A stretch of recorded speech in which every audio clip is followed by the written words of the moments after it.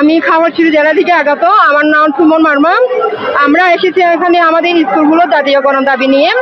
আমরা আমাদের 3 পার্বত্য জেলা দুর্গম এলাকা এগুলো জাতীয়করণ দাবি নিয়ে এসেছে মাননীয় প্রধান উপদেষ্টা এবং আমাদের পার্বত্য মাননীয় উপদেষ্টার কাছে আমাদের একটা অনুরোধ, আমাদের স্কুলগুলো যত তাড়াতাড়ি অতি দ্রুত গতিতে জাতীয়করণ করেন, এটা আমাদের দাবি। আমাদের পার্বত্য অঞ্চলে অনেকগুলো স্কুল আছে, প্রায় 300 অধিক এবং শিক্ষক শিক্ষিকা প্রায় 1520 জন মতন শিক্ষক আছে। আমরা সবাই বিনা বেতনে চাকরি করতেছি এবং আমরা বিনা বেতনে চাকরি করার কারণে আমরা আমাদের পরিবারকে কোনো কিছু পরিপোষণ দিতে পারতেছি না এবং আমাদের মা বাবা অসুস্থ হলেও আমাদের মা বাবার জন্য আমরা চিকিৎসা দিতে পারতেছি না এবং ছোট ছোট ভাই বোন আছে তাদেরও আমরা স্কুলের জন্য কোনো কিছু করতে পারতেছি না।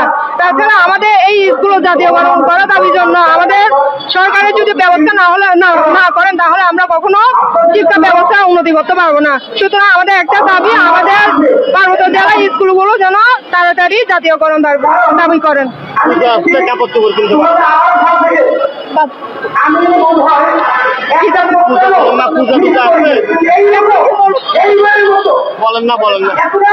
আর আমরা আমাদের বিভিন্ন অনুষ্ঠান, আমাদের যেমন ধর্মীয় অনুষ্ঠান, আমাদের সংগ্রাম বিভিন্ন অনুষ্ঠানে আমরা আমাদের প্রয়োজন অনুযায়ী করে কিনতে পারতেছি না। এই কারণে আমরা বিনা বেতনে চাকরি করতেছি।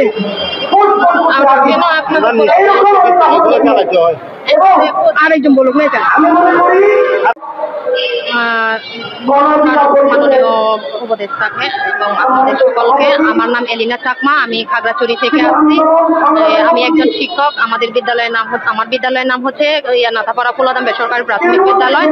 এখন হচ্ছে আমি মাননীয় উপদেষ্টার কাছে হাজির করতেছি আমাদের 3 পার্বত্য জেলার বিদ্যালয়গুলো যাতে দ্রুত জাতীয়করণ করা হয়। আমরা অনেক কষ্টের মধ্যে আছি। আমরা অনেক দুর্গম এলাকা থেকে চলে আসছি এখানে। আমাদের এখানে থাকা সহ অনেক কষ্ট, খাওয়া দাওয়া সবকিছু, তারপরে আমরা এখানে অনেক কষ্ট করে আসছি। আমরা একটা সুখবর নিয়ে বাড়িতে ফিরবো বলে, কিন্তু আপনি আমাদের প্রতি সদয় হন।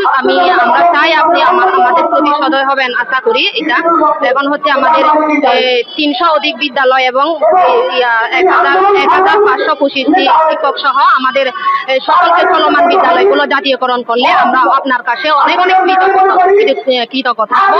এখন আমরা পারিবারিকভাবে থাকবো, সচ্ছল থাকবো। এখন আমাদের বেতন চলে না, আমরা বিনা বেতনে আমরা স্কুলে শিক্ষা পাঠদান দিচ্ছি।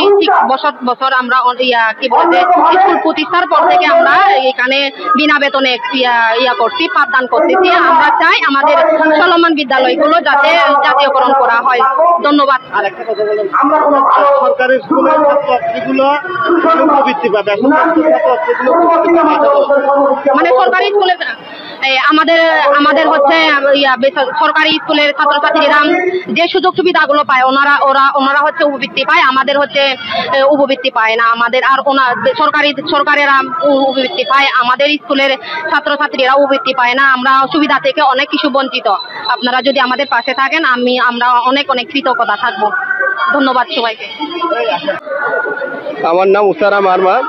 আমি 3 পার্বত্য জেলার শিক্ষক প্রতিনিধি হিসেবে আমরা এখানে ঢাকায় যে অবস্থান কর্মসূচি এখানে আমরা অংশগ্রহণ করতে আসছি। এখানে মূলত আমাদের একটাই উদ্দেশ্য, 3 পার্বত্য জেলা সহ সারা বাংলাদেশে যত বেসরকারি স্কুল আছে সবগুলো যেন জাতীয়করণ করা হয় এবং আমাদের শিক্ষকদের যে একটা মানবেতর জীবনযাপন সেগুলো যাতে দূর করে আমরা এই যে বাংলাদেশে 24 সালে আমরা যে বৈষম্য বিরোধী আন্দোলন করেছি, তার মানে বাংলাদেশে আর কোনো ধরনের বৈষম্য থাকার কথা না, কিন্তু বাংলাদেশে এখন অবধি আমরা যে পরিমাণ বৈষম্য শিকার হচ্ছি সেটা অবশ্যই দূরীভূত করা সরকারের একান্ত উচিত। যে সরকার এইসব বিষয়গুলো যদি দৃষ্টি দেয় তাহলে অবশ্যই প্রত্যেকটা ক্ষেত্রে আমরা বৈষম্যের শিকার থেকে রেহাই পাবো। তাছাড়া কিন্তু বৈষম্যের শিকার হতে হবে প্রত্যেককে। সেই কারণে আমরা এখানে এই অবস্থান কর্মসূচি মঞ্চ থেকে বলতে চাই, শুধু আমরা যে বেসরকারি প্রাথমিক বিদ্যালয়ের শিক্ষকরা যে বঞ্চিত হচ্ছে তা না, আমাদের স্কুলে যে এতগুলো স্টুডেন্ট আছে যারা পড়াশোনা করছে আমাদের সাথে থেকে, তারাও কিন্তু তাদের যে অধিকার সেখান থেকে বঞ্চিত হচ্ছে। আমাদের যে মৌলিক অধিকার, সেই মৌলিক অধিকারও কিন্তু তারাও ঠিকমতো পাচ্ছে না, এবং আমরা একজন নাগরিক হিসেবে আমরাও কিন্তু মৌলিক অধিকার থেকে বঞ্চিত হচ্ছি। আমরা চাই সরকারের এই যে যত ধরনের বৈষম্য সৃষ্টি হচ্ছে, বৈষম্য রয়ে গেছে, এই বৈষম্যগুলো যাতে দূর করে, হয়তো একসাথে সকল বৈষম্য কিন্তু দূরীভূত করা সম্ভব। তারপরও আমাদের আহ্বান থাকবে প্রত্যেকটা ক্ষেত্রে, প্রত্যেকটা সেক্টরে যাতে বৈষম্য দূর করা হয়। কিন্তু আমরা দেখেছি বিভিন্ন মিডিয়ায় যে সরকার বিভিন্ন কমিশন গঠন করেছে, কিন্তু শিক্ষা ক্ষেত্রে যে বৈষম্য রয়ে গেছে সেগুলো দূরীভূত করার জন্য কোনো ধরনের কমিশন এখনো গঠন করেনি। এটা কিন্তু অবশ্যই করতে হবে। এই ধরনের যদি শিক্ষা সংস্কার কমিশন যদি গঠন করা হতো, তাহলে কিন্তু আমাদের যে বর্তমান অন্তর্বর্তীকালীন সরকার, ওনারা কিন্তু বুঝতে পারতো আসলে শিক্ষা ক্ষেত্রে কি পরিমাণ যে বৈষম্য হচ্ছে। আমরা নিজেরাই কিন্তু বৈষম্যের শিকার হচ্ছি। শুধু যে আমাদের স্কুলে জাতীয়করণ হচ্ছে তা না, আমরা কিন্তু আমাদের বইগুলো আমরা যখন নিতে যাই, সেখানে কিন্তু আমরা অনেকটা বৈষম্যের শিকার হয়। এখন অব্দি আমরা কিন্তু যে ধরনের বৈষম্যের শিকার হয়েছি, সেটা কিন্তু আমরা বলে বুঝাতে পারবো না। সেটা আমাদের একটা হৃদয়ের রক্তক্ষরণের মতো হয়ে গেছে, কিন্তু যা বলার মতো না। এই কারণে আমি এখান থেকে বলতে চাচ্ছি যে অনতি বিলম্বে বাংলাদেশের যত বেসরকারি প্রাথমিক বিদ্যালয় রয়েছে তাদের দ্রুত জাতীয়করণের আওতায় নিয়ে আসুক। এটা আমাদের পার্বত্য মন্ত্রণালয় এবং প্রধান উপদেষ্টার কার্যালয় সহ আমাদের যত আমলা স্যাররা আছেন তাদের কাছে আমার বিনীত প্রার্থনা থাকবে যে শিক্ষা ক্ষেত্রে এই বৈষম্য যদি দূরীভূত করতে না পারেন, তাহলে কিন্তু আমরা কোনো সুশিক্ষিত জাতি হিসেবে গড়ে উঠতে পারবো না।